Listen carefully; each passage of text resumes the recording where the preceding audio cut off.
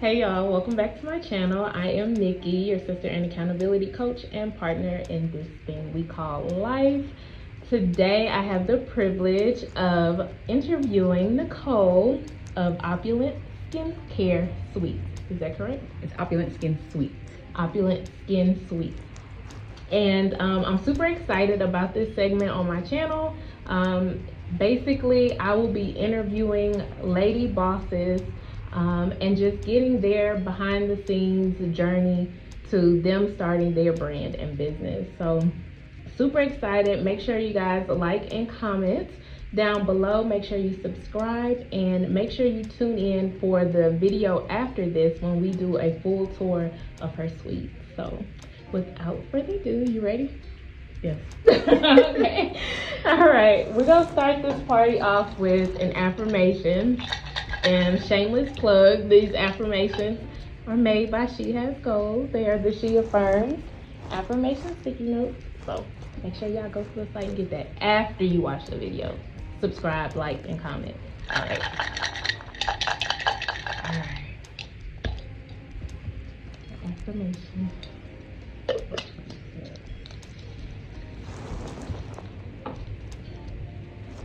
I like this one. It says, I am my only competition. I am focused in my own lane. I love it. I like that. Yay. Thank you. You're welcome. All right. So tell us, who is Nicole? Tell everybody who you are, what you do, what service you provide. So I am Nicole Hector, the owner and solo operator of Opulent Skin Suite, which is a boutique facial spa, and I provide facials. That is my niche. I am a facialist. Everything is completely customized when it comes to facials. Yeah. I love it. I love it. All right. So how did you end up coming up with the name? Ooh, it's funny. I did kind of like a brain dump. Yeah. It was one of those just kind of like word association type activities to see what felt right. Yeah. I knew that I wanted my brand to be about ease and comfort and somewhat of luxury. Okay. So I looked for words that kind of meant that. And the one word that kept popping up when I searched like luxury, and when you think of skincare, you think of glowing skin. Opulent hit everything. And I was like, okay, opulent, it can mean luxury, it can mean high end, it can mean glow. So I was just like, it just fit. It fit and it felt right. That it does. It sounds right and it feels right for everything that you built and just the atmosphere that you set in here. So I definitely, that's a good name. I like that. Thank you. All right, so take us back to who Nicole was before Opulent Skincare Suite. Oh, that's a deep one. Yeah. Man, I was a mom. Yeah. I was a military wife. I was a daughter. I was a sister. I was a friend. Strangely enough, I didn't really know who I was outside of those roles. Yeah. Building this brand and, having my own business, becoming my own boss really helped me discover who I am as a person. I like that. Yeah. So, yeah. That's good. That's good. I think that a lot of times we kind of lose ourselves in those roles.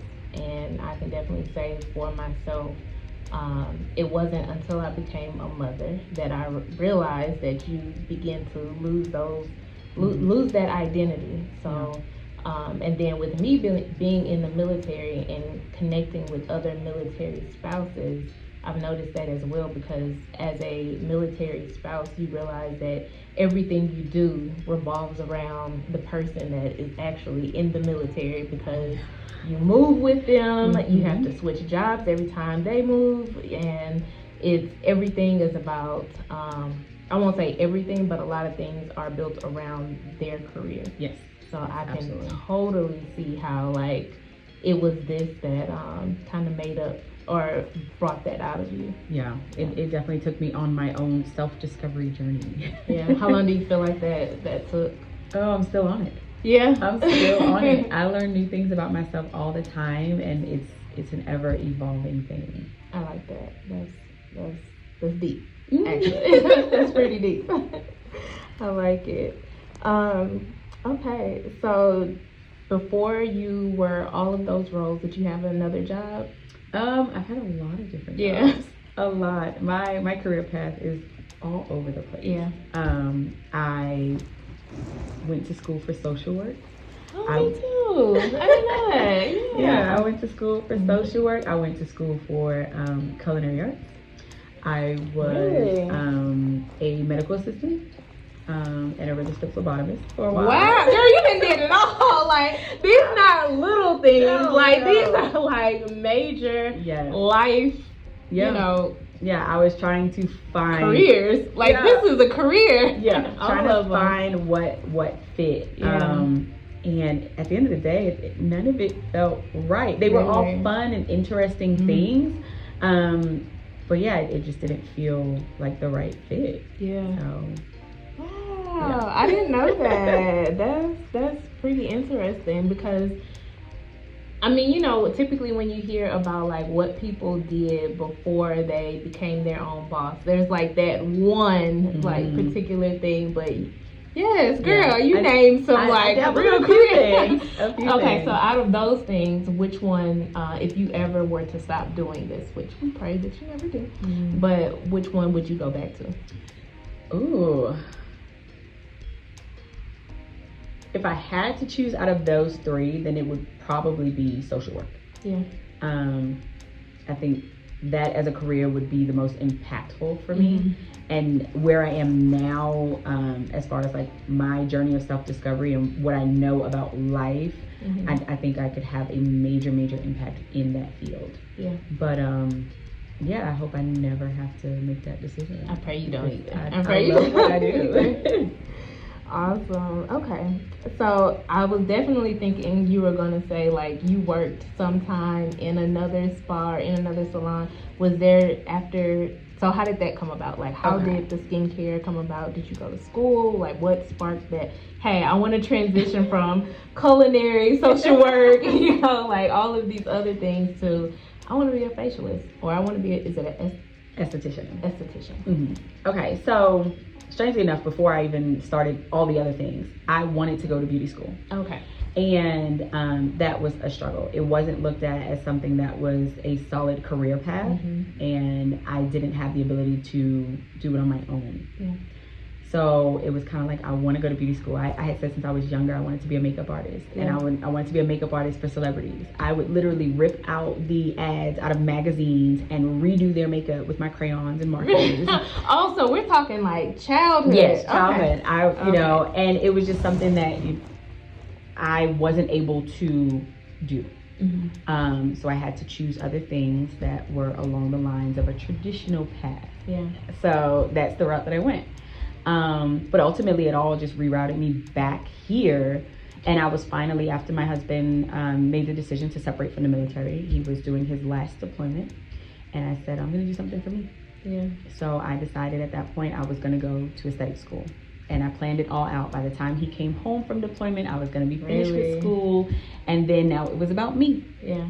And it did pretty much work out that way. But once I got to school, I realized they teach you nothing about makeup. Yeah. Wow. Like nothing. So so when you're in school, what do you learn about?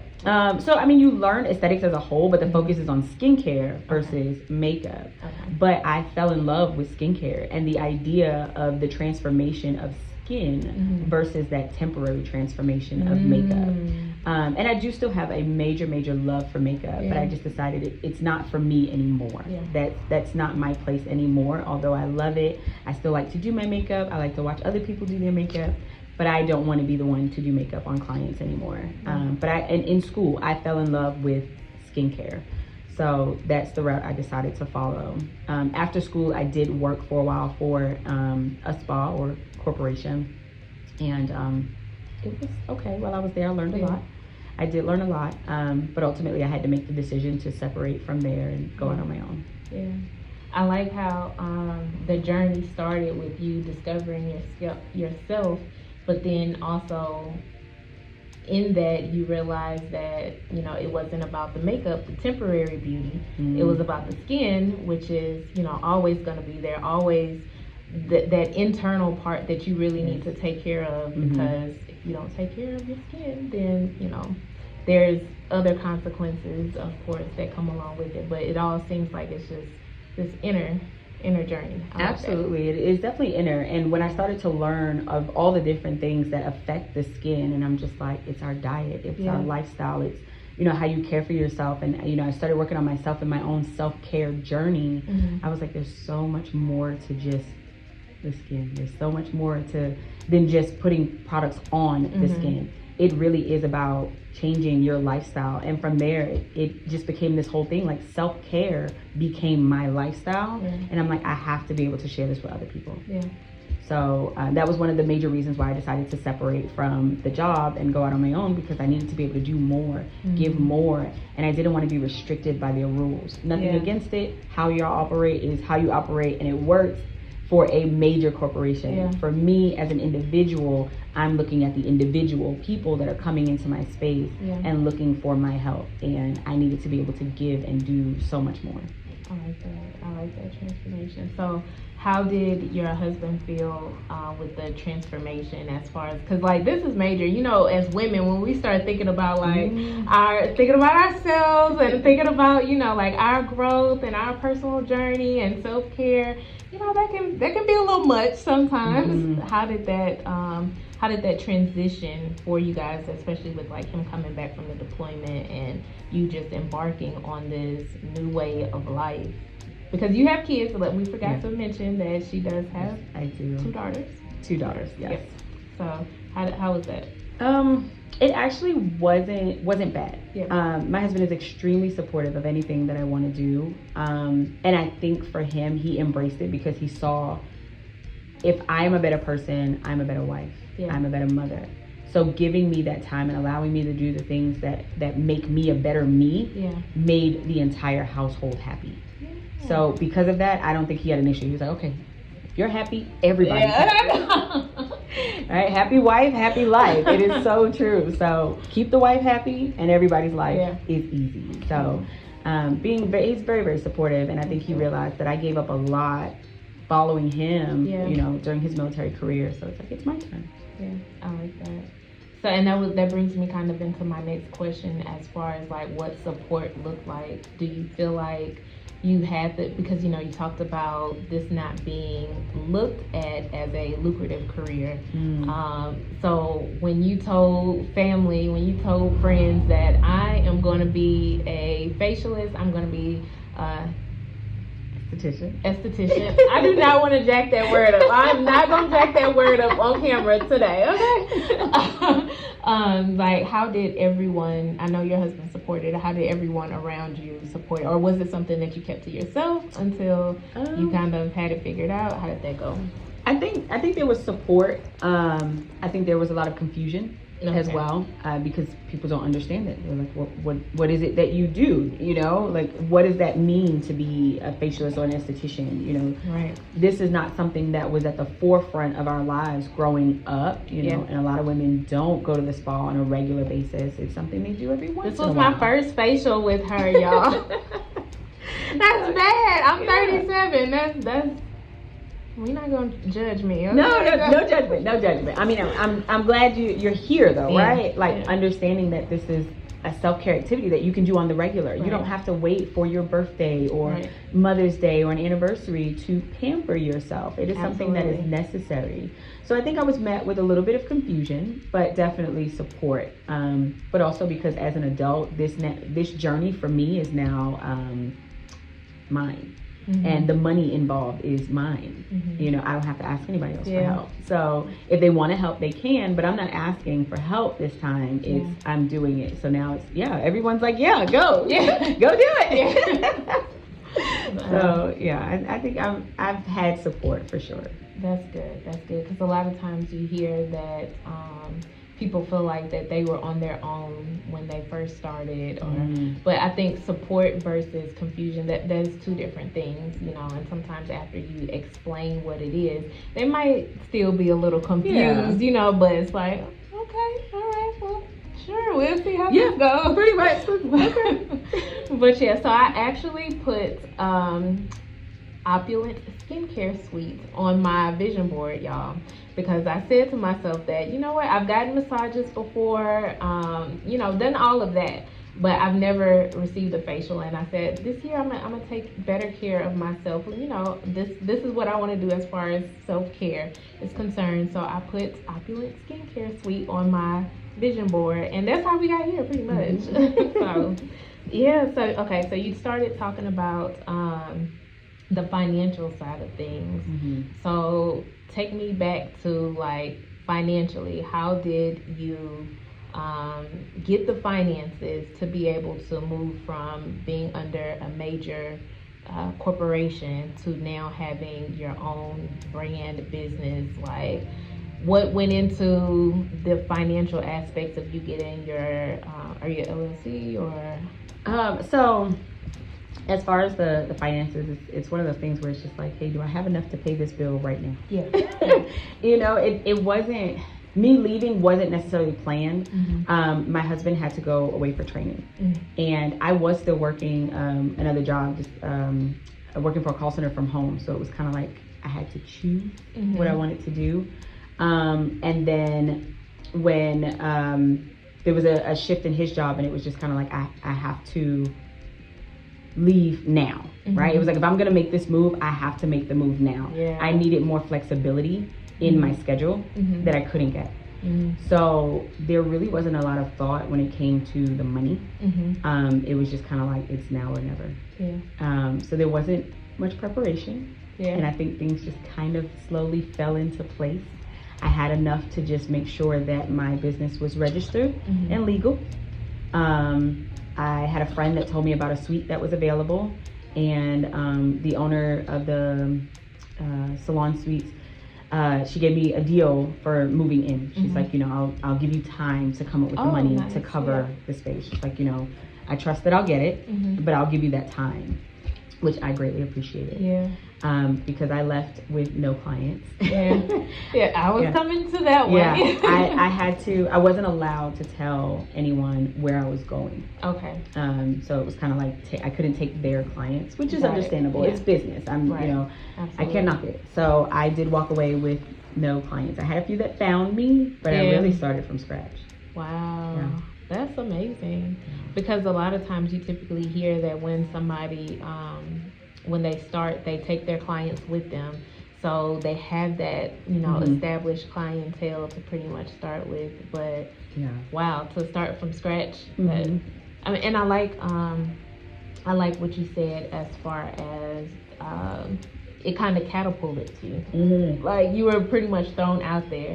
So do you feel like, had the situation or the circumstances been different, do you think it would have taken you a little bit longer to initially start? Like, sometimes I feel like God puts me in certain situations because he knows that I'm going to move slower than, what I would have necessarily moved if I wasn't forced into it. Do you feel like you were forced, like you just... I definitely think it was one of those, like, sink or swim. Like, if you're going to do this, do it now. Otherwise, it's not going to happen. But if I would have had more time to think about it, I would have found reasons to talk myself out of it. You think so? I know so. I would have found a reason to procrastinate and just come up with all the reasons why I should wait. Right. And who knows if it would have ever happened, because I would have been so afraid to do it. So I think being forced into it pushed me, and it was a good push. So this wasn't your first suite, right? No, this location is my third. Oh wow, I was thinking this was your second. Okay. No, this was my third. So I started in a very small room inside of a salon suite, and then I moved to a larger room in, I guess, what would be considered like an office building, but all of us were kind of wellness services. There was an acupuncturist, a massage therapist, a therapist, and myself. So that was a larger space, and then here is my third space, and now we are in 2 rooms. So the goal is to continue to grow. So would you ever hire under you as you grow, or do you like the comfort of it being you in your space and your spot? I love working alone. Yeah. I do. I do love working alone. But if I want to be able to expand, there may be the opportunity for me to bring in someone else. Yeah. I just haven't decided how or when I want, or what I want that to look like just yet. Because I feel like my services are very personalized, and I'm like, you won't get anyone else like me. Yeah. You know, I'm a special individual, so it's just kind of like, you won't get anyone else like me. But is that a bad thing, right? The person that I bring in might be a better fit for someone else. So, but I honestly haven't given much thought to it. I'm so comfortable just working for myself, by myself, and I've been doing pretty well.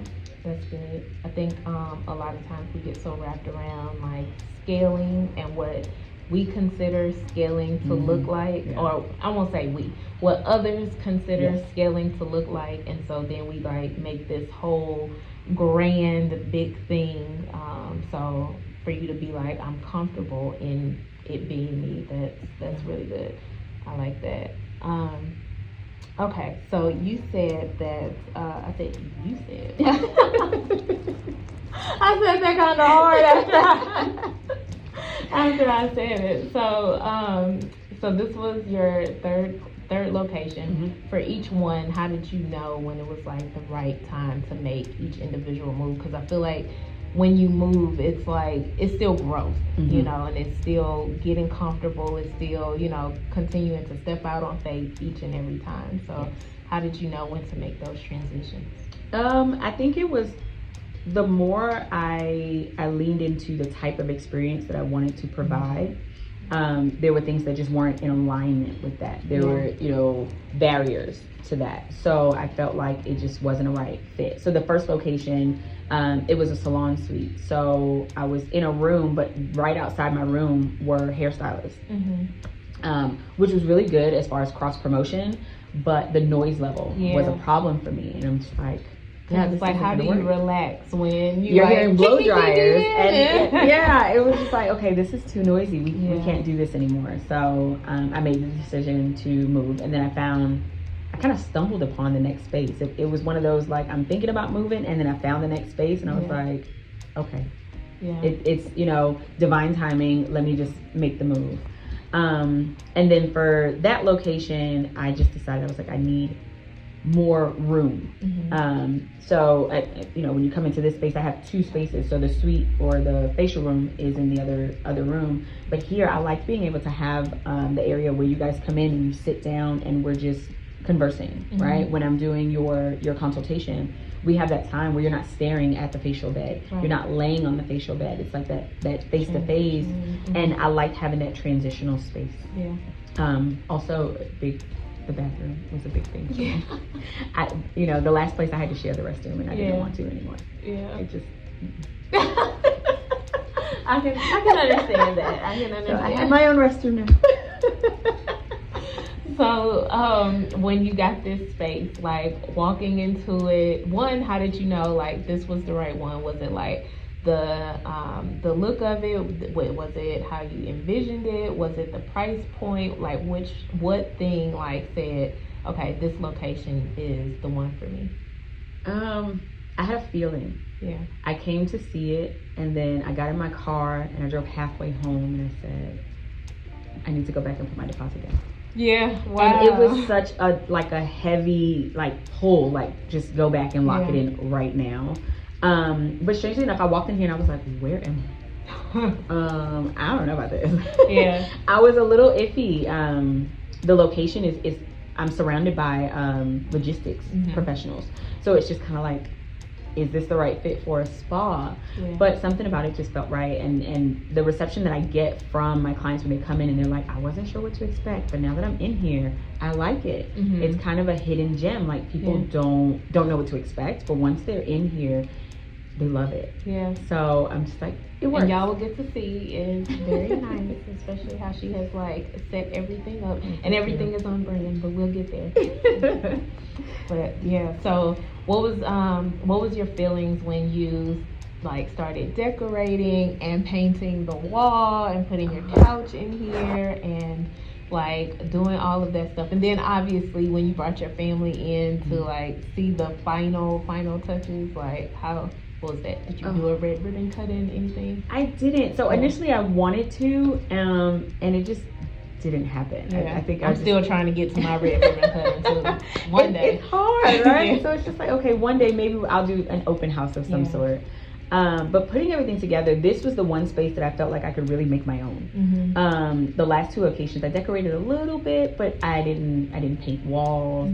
I didn't make major changes. And here immediately I was like, this wall has to be purple. Yeah. That was the first thing that I decided that it had to be purple. And my brand colors are usually on the lavender tone, but I was like, I want to go a deep plum. Like I wanted to show more of my personality here. Like this is the time that I really can show and share that. Right. And I didn't want to stick to, the typical spa tones where it's all muted and beige. And I'm like, it's beautiful. Yeah. But it's not me. I wanted people to walk in here and know like this is Nicole's space. Right. And be very, very comfortable here.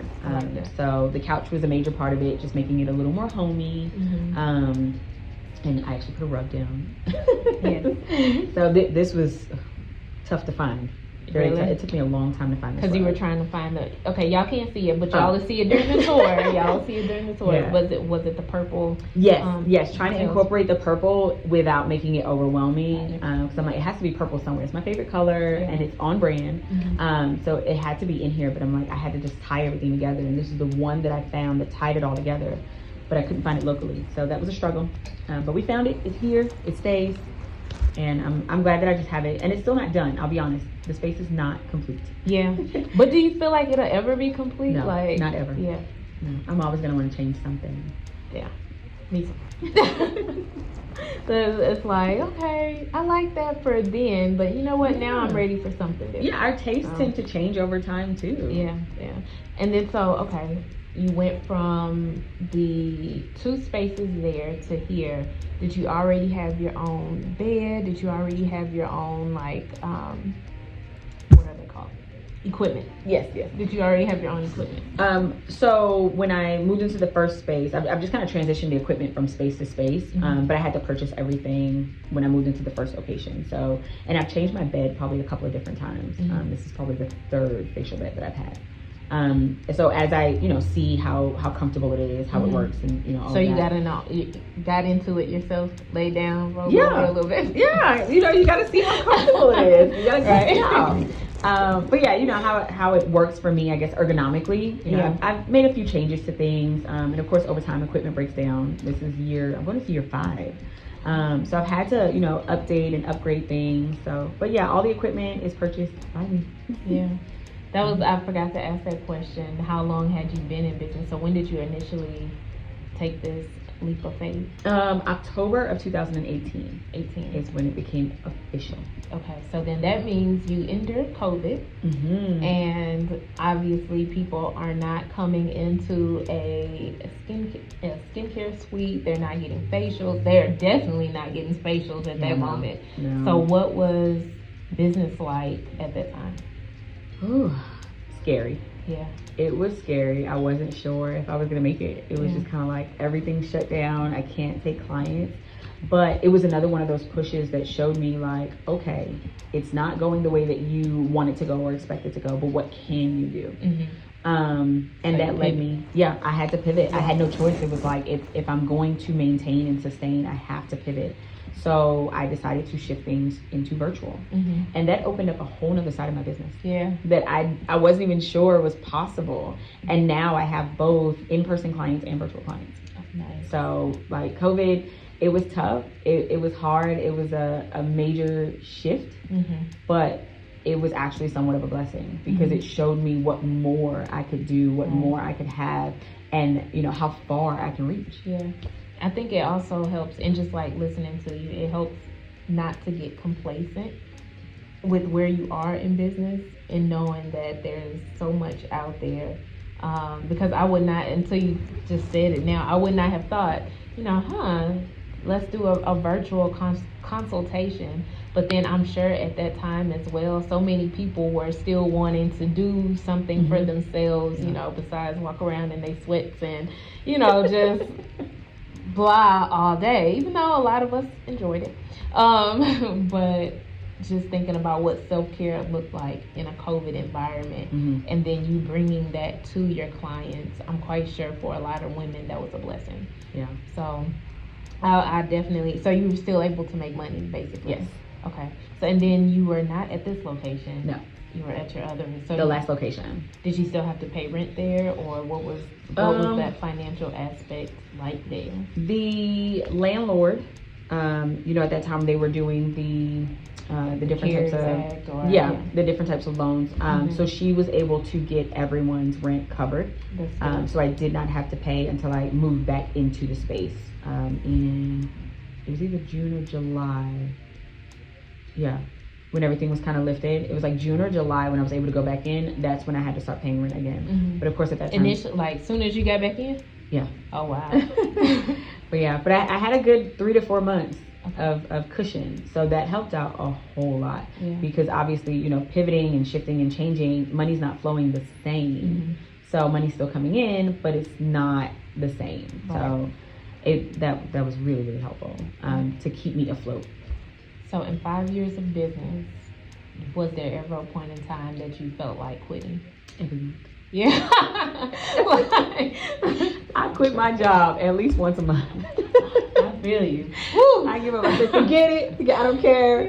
What will things look like if I just stop doing this? Yeah, they can have the equipment, everything. I would esthetician. Who need a job? You can have it. You can have client list. I give it up at least once a month. I give up. So like, what typically like sparks those feelings? Like, is there something that just makes you say, all right, I'm tired? Overwhelmed. Yeah. Getting overwhelmed. There can be times of frustration, dealing with the skin. It's very unpredictable sometimes. So you do have those clients that are just like, this isn't working. I'm wasting my time. You're wasting your time. And it's just kind of like, okay. So, if they start to spiral, I start to spiral. Yeah. And, of course, I always feel bad. And it's just like, okay, we got to everybody got to get together. Let me figure myself out. Let me calm down. And then we can figure this out together, right? And a lot of times it can be something personal. It may not even be anything about their skincare. They might just be having their own issues. And so I have to shift from being facialist to being, almost like wellness coach. Like, hey, snap out of it. Let's figure out what's really going on, right? Because if you don't stop drinking that coffee. That part, right? It's like, No, go ahead. But yeah, so it's kind of like I have to shift gears a little bit. But I also have to, snap myself out of it and say, Nicole, you're being ridiculous. Get out of your own head. Don't let this, drag you down the rabbit hole. It's, maybe a minor misstep or a little hiccup, but life goes on. It's going to be okay, not everything's going to be perfect all the time. And of course, in business, we strive for perfection and we put so much pressure on ourselves to do all the things and be perfect at all the things. But that's not reality. True. Not at all. So I have to talk myself down off the ledge. Yeah. And if it's an issue with the client, I have to talk them down off the ledge. I've never been that client. I'm just letting y'all know. But, I can't really get mad because if I tone down the coffee and up the water, major shift, right? Yeah. Things will happen. So, but yeah, I quit quite often, but not actually. I don't actually quit, but that may be a sign that I need a break. As much as I preach self-care, I have to remember to actually practice self-care, right? Yeah. So if I'm feeling overwhelmed, I'm feeling super stressed, and I'm feeling like I want to give it all up, it's like, okay, Nicole, let's find a date on the calendar. You can take a day off and really rest. So that's why I have my non-negotiables. I like that. So what is a non-negotiable? What does that look like for you? So my non-negotiables are essentially the biggest one is like my non-negotiable day off. Okay. I take 1 day a week off. And I may or may not respond to clients depending on how urgent it is. I may do minor things, but it really is my day to where I don't do anything that I don't want to do. Okay. Is that home and work? Yes. Or is that okay? Yeah, I don't take clients on my day off. I try not to engage in work activities. I try really hard. But if it's something fun, if I have like graphics that I need to work on or an email that I really want to get out, I may sit down and work on it, but I give myself a time limit. But yeah, it really is just like, if I want to lay around in my underwear all day that day, that's all I do. Yeah. You know, and I'm glad that I have the support of my husband where I can say, hey, non-negotiable day off. These kids belong to you today. Yeah. I am not a mom. I am not a wife. I am just me. Right. And I'm going to enjoy the day. And I usually plan my own self-care. I do my massages. I do my own skincare. I go shopping. You know, I do whatever feels good for me to fill my cup so I can come back to my clients and take care of them and be my best self. Can't pour from an empty cup.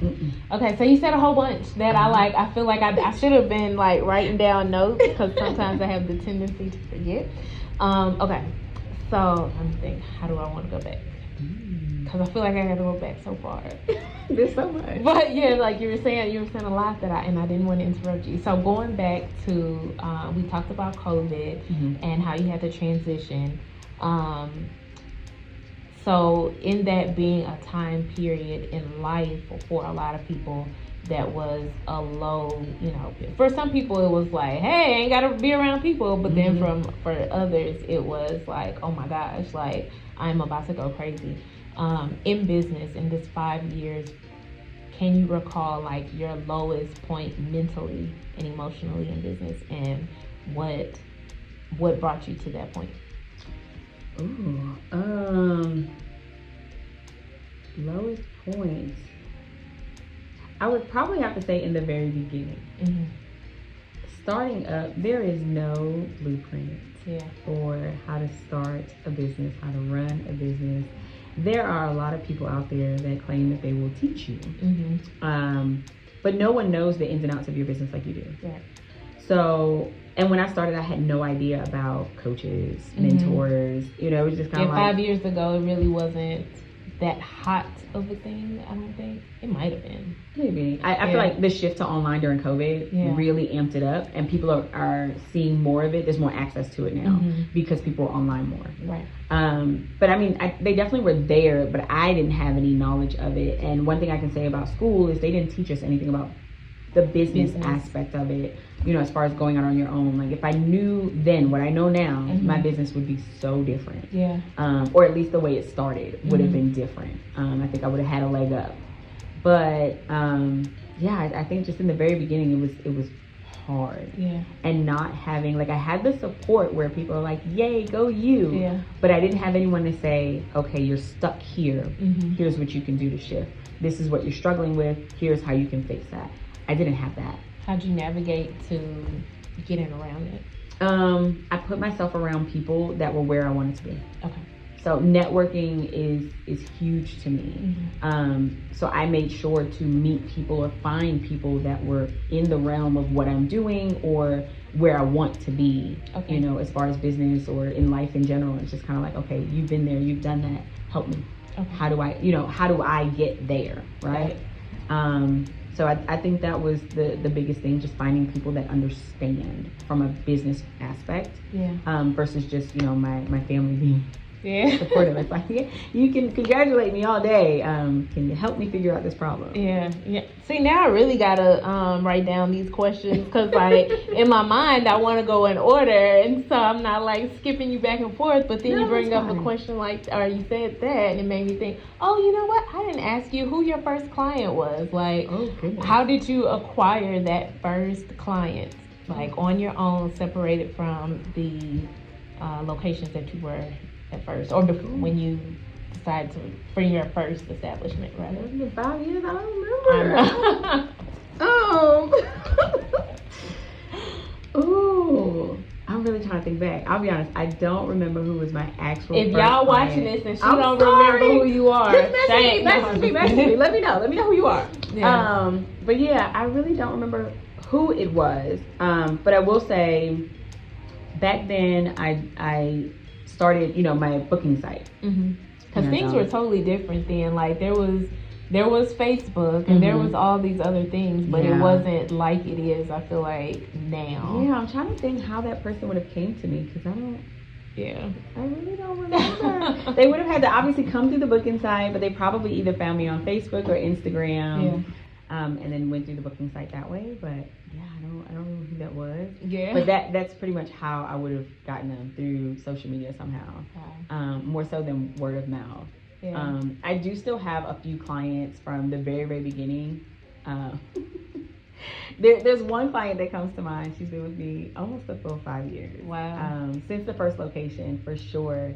And our first interaction was not the greatest.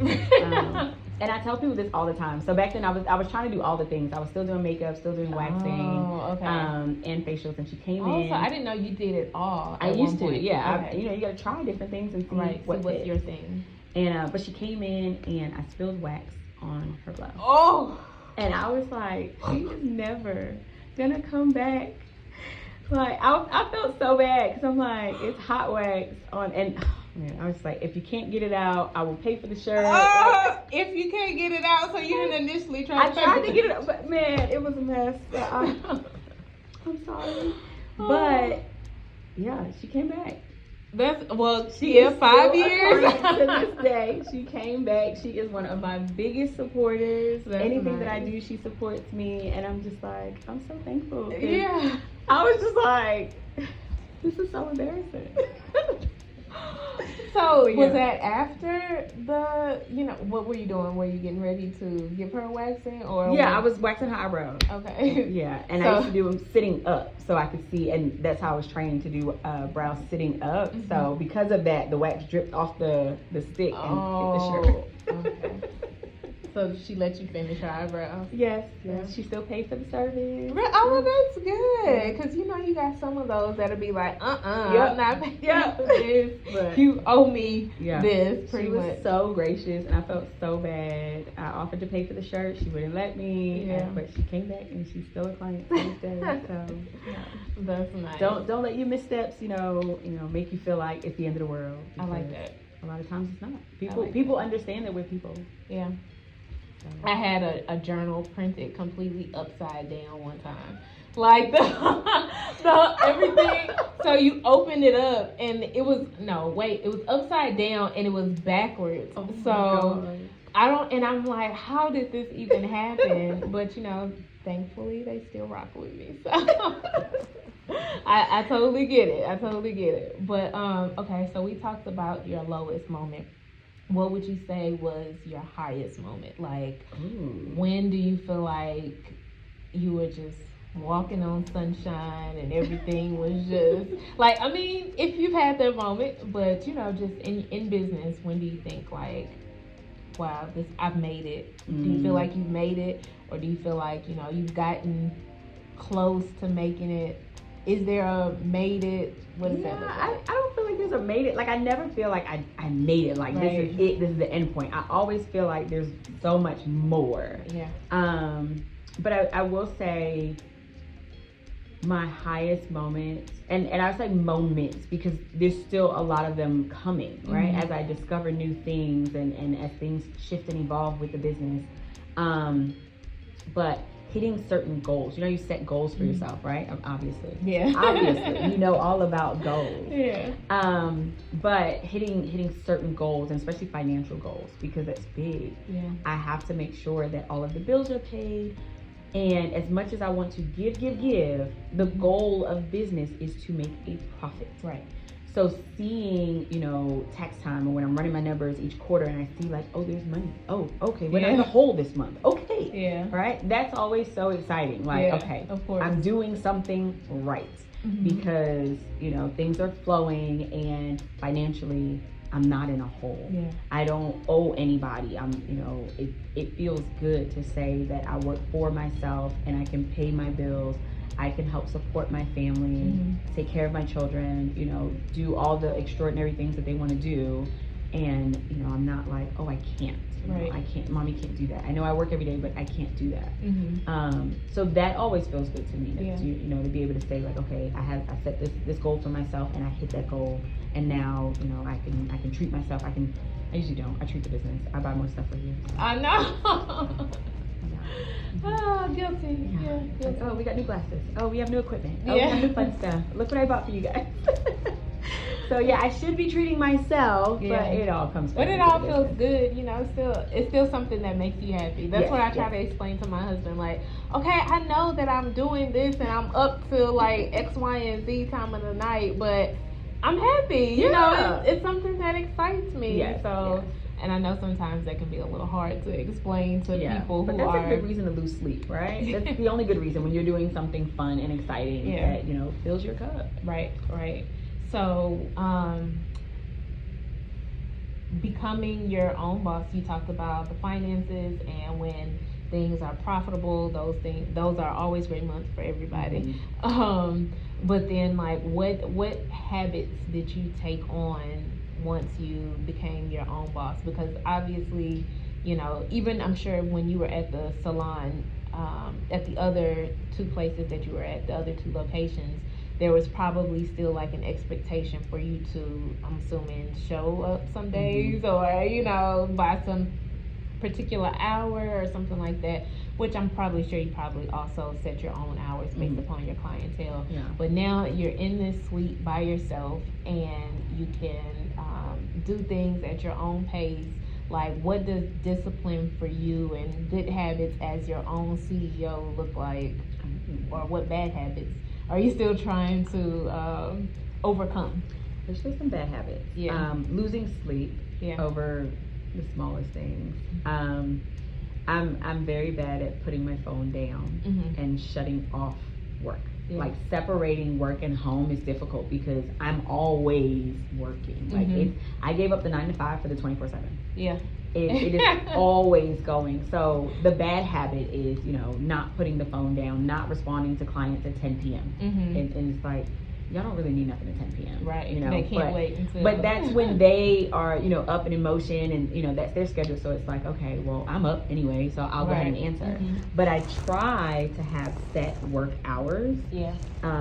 Or set operating hours as far as like when I'm communicating with my clients or just doing anything for work. That way I can create that separation and have family time when I go home. It's like, I want to be able to walk out of here and say, work is over. I'm now at home. And that's my time with my family. So some of the good habits that I have implemented are my non-negotiable self-care day, because that is a necessity for me.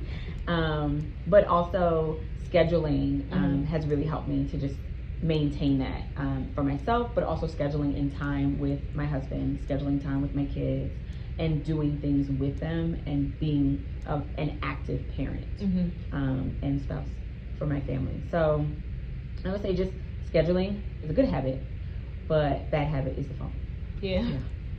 I think you hit one right on the head. Is like trying to turn off business, because like I'm business like 24/7, like all the time. Like there's not a moment where I don't have an idea.